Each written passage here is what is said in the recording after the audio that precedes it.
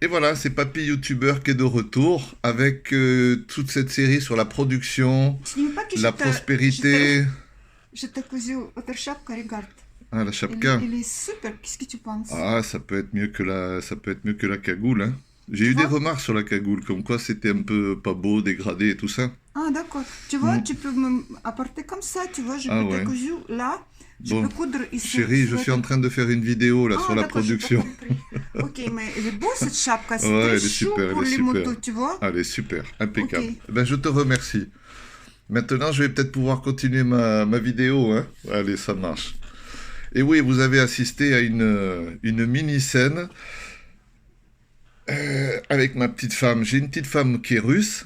Et comme je lui ai dit que bon, j'avais eu deux, trois remarques sur les cagoules, alors elle m'a dit, je vais te faire un chapeau russe, une tchapka. Donc elle est en train de me fabriquer un truc pour la tête parce que comme vous avez remarqué, papy youtubeur, il a pas trop de cheveux sur la tête. Allez, c'est parti. On y va sur la production. Donc j'ai commencé à vous faire une petite série sur la production, sur la prospérité, sur comment gagner de l'argent.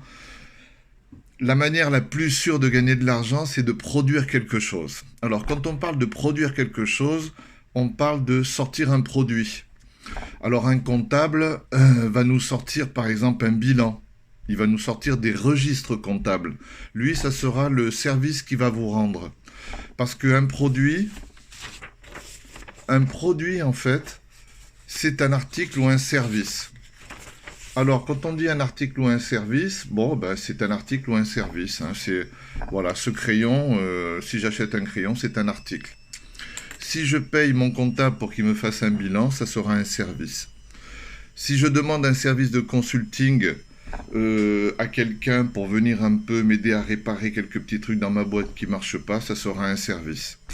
Si je vais chez le coiffeur, j'y vais plus, hein. J'y vais plus, maintenant j'ai la tondeuse. Si je vais chez le coiffeur et que je lui demande une coupe de cheveux, ça sera un service. Voilà. Si j'achète une paire de lunettes, voilà, une paire de lunettes, ça sera plutôt un article. Donc vous voyez, il y a plein d'articles, il y a plein de services disponibles sur le marché. Pour qu'on puisse appeler ça un produit, vraiment un produit, qui amène à une certaine aisance de vie, il faut que ce produit il soit fini. Il soit fini. Vous voyez? Imaginez que moi j'achète une paire de lunettes et il n'y a qu'une branche. C'est sûr qu'il n'est pas fini. Imaginez que j'achète une tasse de café et il n'y a pas de anse. Il n'est pas fini. En plus, je vais me brûler les doigts. Imaginez que cette mine de crayon, il n'y a pas la gomme au bout. Eh ben, il n'est pas fini. Imaginez que cette souris, il n'y ait pas la molette dessus. Bon, ben, il n'est pas fini. Donc, pour qu'on puisse appeler un produit, un article ou un service fini, il faut qu'il soit fini. Voilà, il faut qu'il soit fini et il faut qu'il soit aussi de bonne qualité. De bonne qualité. Voilà. Pour qu'on puisse l'appeler un produit, il faut qu'il soit de bonne qualité. D'une qualité équivalente au prix qu'on le vend. Vous voyez? Quand on parle d'une bonne qualité, c'est bien que cette tasse, non seulement il y ait une anse, mais qui fuit pas. Vous voyez, parce qu'il y a des gens, ils risquent de vous vendre des tasses qui fuient, par exemple, ou ou des, je sais pas moi, des chemises sans col. Donc, il faut qu'il soit fini et il faut qu'il soit de bonne qualité. Il ne faut pas que la chemise, on transpire à mort dès qu'on la met, au bout de 5 secondes. Vous voyez, par exemple? De bonne qualité, il faut que cette souris, quand on utilise la molette, il faut que quand on la promène, bon, et ben la petite flèche sur l'ordinateur, elle se promène et elle aille à l'endroit où on l'amène. On appelle ça de bonne qualité. Voilà. Donc, un article, un service fini, de bonne qualité, que l'on a remis entre les mains de gens qui en ont besoin. Imaginez que j'aille voir les pygmées, moi, là-bas, dans la forêt amazonienne, et que je leur propose d'acheter un collier en perles, alors qu'ils n'ont même jamais vu la couleur d'un billet. Je me trompe, je me trompe, je me trompe de clientèle, je me trompe de cible, je me trompe de gens, de catégorie de gens, parce que je suis en train d'essayer de leur remettre quelque chose qui pour moi a de la valeur, mais ils n'en ont pas besoin. Donc, il est vachement important de donner quelque chose, un produit à des gens que l'on remet entre les mains de gens qui en ont besoin, que l'on remet entre les gens, entre les mains de gens qui en ont besoin. Ça me rappelle une histoire d'un copain à moi qui était marié avec une femme comment dire, un peu nerveuse. Et cette femme, elle voulait qu'il lui achète une robe. Et lui, un jour, il a eu une affaire, il lui a acheté des belles boucles d'oreilles en or. Alors, il est rentré à la maison, il me raconte ça, je suis encore mort de rire d'y penser. Il rentre à la maison, il était tout fier, il avait une belle paire de boucles d'oreilles en or. Et sa femme, qui voulait absolument une nouvelle robe, elle a pris les boucles d'oreilles, elle dit, tu vois tes boucles d'oreilles? Elle est allée aux toilettes, elle les a jetées et elle a tiré la chasse.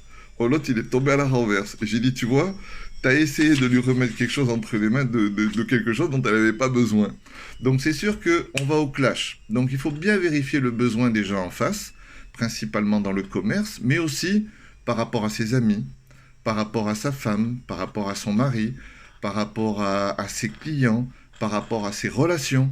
Il y a un besoin, et c'est bien d'observer et de repérer le besoin en face.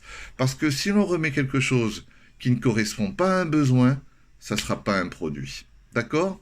Donc ce produit, il est important de le remettre et contre lequel on a reçu un échange. Voilà. C'est le maître mot, hein. J'ai souligné 3 fois le mot échange. C'est le maître mot parce que je peux fabriquer 800 000 crayons. S'ils restent dans mon magasin et que j'en ai pas vendu un seul et j'ai pas reçu de l'argent contre ce crayon que j'ai fabriqué et que j'ai vendu, c'est la faillite.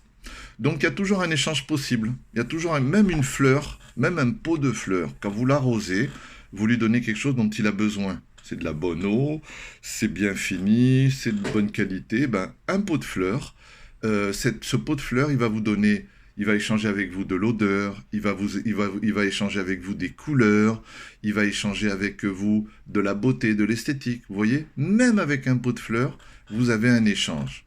Alors, à plus forte raison, avec votre chat, vous allez lui donner de la nourriture. Eh ben, il va venir ronronner, il va vous offrir une compagnie. Votre chat, il va échanger avec vous. Votre femme, pareil. Donc, ça vaut le coup de communiquer avec votre femme et avec votre époux de manière à découvrir quelle est la chose dont ils ont besoin, quelle est la chose que l'on va échanger. Avec ses amis, c'est pareil. Oui, chérie? Est-ce que tu as besoin de cette chapka? Non, j'ai pas besoin. Je te remercie. Vous voyez? J'ai pas besoin pour tout de suite. Par contre, je vais avoir besoin l'hiver. Alors c'est vrai que cette tchapka, quand je vais la mettre cet hiver sur ma tête un petit peu dénudée, eh ben, je vais m'apercevoir que finalement j'en avais besoin et que finalement ma femme elle m'a fait un très beau cadeau. Et donc je la mettrai volontiers et en échange je lui enverrai beaucoup d'affinité, beaucoup d'amour, beaucoup de remerciements et peut-être même un petit cadeau aussi. Vous voyez? Parce que je sais qu'elle aime bien les petits cadeaux, surtout les surprises. Donc c'est un échange. C'est un échange de choses dont on a besoin. C'est un échange d'argent contre un service ou contre un article. Ça s'appelle la production. Ça s'appelle produire quelque chose. Ça s'appelle fournir un vrai quelque chose. C'est un article ou un service. Il est fini. Il est de bonne qualité. On l'a remis à des gens dont on a vérifié le besoin, donc ils en ont besoin, donc ils vont le prendre. Et en plus, ils vont échanger quelque chose avec nous. De la nourriture, de l'argent, un sourire, mais quelque chose on aura en échange qui nous conviendra. Et là, on sera parfaitement heureux. Dans tous les secteurs de notre vie, on sera parfaitement heureux parce que ce qu'on échangera, ça sera un véritable produit.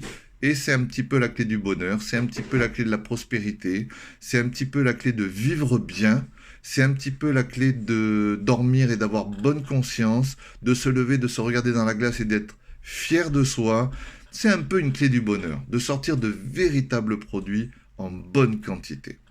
Voilà, messieurs, dames, c'était Papy YouTuber. Je vous présenterai ma future tchapka dans une prochaine vidéo. Elle a duré un petit peu de temps, mais ça valait vachement le coup parce que c'est une donnée clé aussi dans la vie de sortir de véritables produits. D'accord? Je vous souhaite une bonne journée, je vous souhaite un bon week-end et puis on se voit très certainement sur des définitions sur le professionnalisme. Tiens, la prochaine fois, on va étudier qu'est-ce que c'est réellement le professionnel. Vous allez voir, c'est très simple, une fois de plus. Voilà, je vous souhaite un bon week-end. Au revoir.